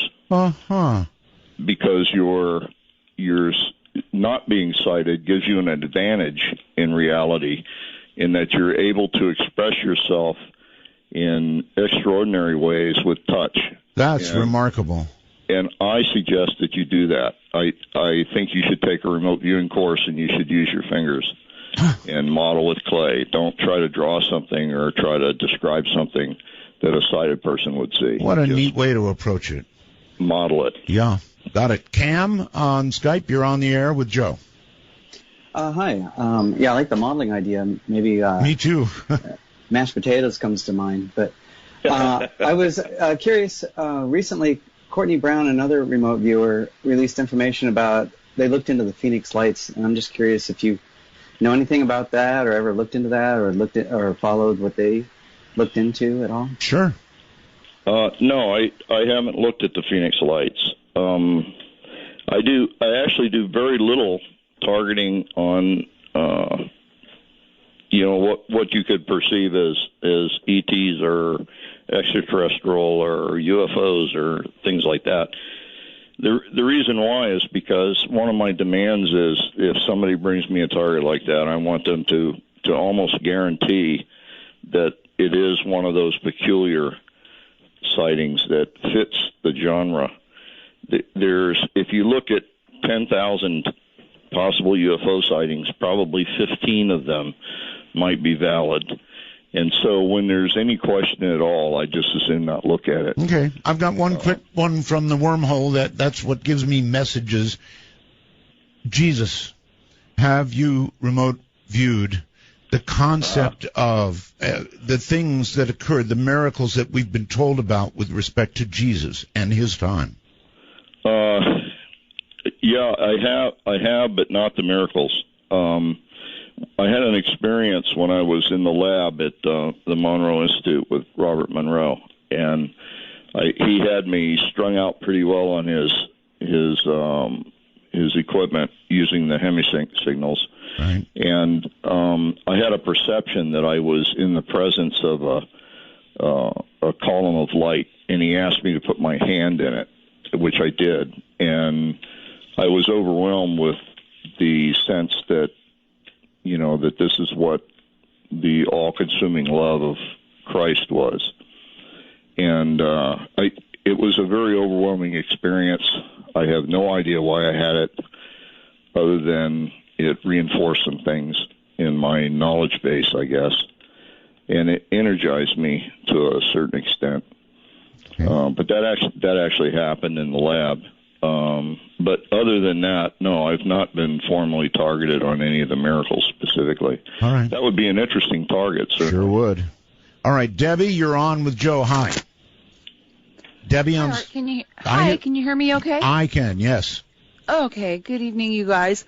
Hey, I've got a question, Joe. I'm wondering, at the beginning of the program, Art ran a commercial on Lear Capital, and it got me thinking about the dollar.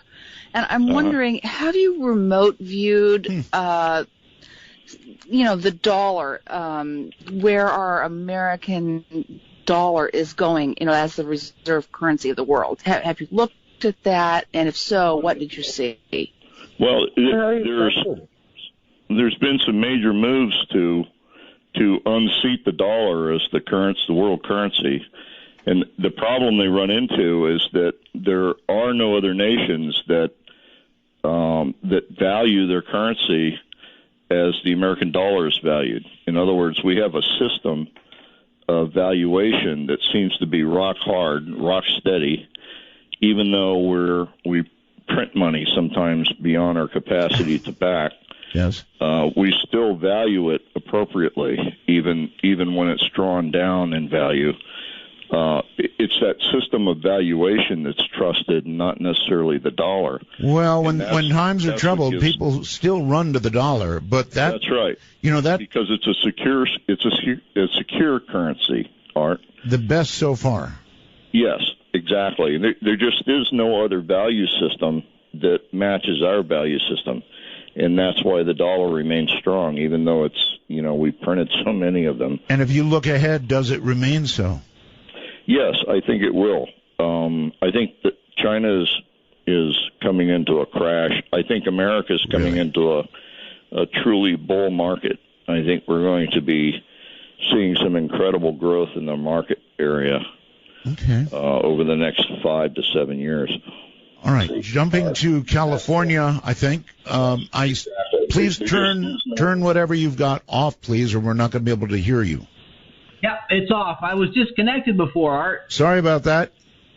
No problem. Am I live right now? You are. All right, awesome. Joe, big fan. I've tried some of the remote viewing by the course. Ed Dames, I know he's not ranking high in this conversation this evening, but this stuff works. I'm a physicist, and it sounds self-serving, but I endeavor to win a Nobel Prize. And okay, you told us all that, so go ahead. Yeah. What I'd like to know is, can the remote viewing advance my understanding of some very technical physical processes? And if this is possible, what are your suggestions in reining in what Ed Dames refers to as that analytical overlay, that AOL, shutting off the thinking? You're breaking up. Shutting off the thinking. How do I shut off the AOL? Okay. AOL. I don't know. You just hit disconnect. You're off AOL like that. I'm not exactly sure what he was talking about beyond that. Are you? He's talking about analytic overlay. It's when your ego becomes more involved with the process than the remote viewing, and you start inserting things that you want to hear or want to see. I think it's almost an impossibility in many cases. You have to know when to let go and put it down and walk away, right? And when to come back to it. And I do that quite frequently, and usually what I do is I'll carry a notebook in my shirt pocket, so when I'm cutting grass or doing some menial task somewhere, repairing a light switch or something, if I have something flash across my mind that's pertinent to the problem that I'm thinking about, I'll write it down. But if I find my thought processes getting involved, I usually put it down and walk away. All right, Joe. The program is ending. I can't control it. We're out of time. I can't believe it. I could go on and on and on and on. So do you have a website? Anything you'd like to promote? Do it. Yeah, I'd really like to promote the Monroe Institute. I teach remote viewing here. It's one of the best places in the world to come learn about remote viewing, not just learning about monitoring, viewing, and analysis and that sort of thing, judging, but actually knowing when you walk away that you have actually remote viewed.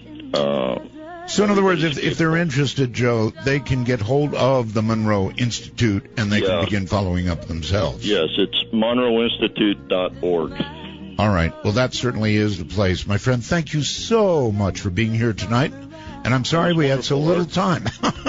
Yeah, it was great. Yeah, it flew by. It sure really did. fun. Thank you, my friend. Good night. Thank you. You too. From the high desert, the great American Southwest, to the world, good night, everybody. In the desert.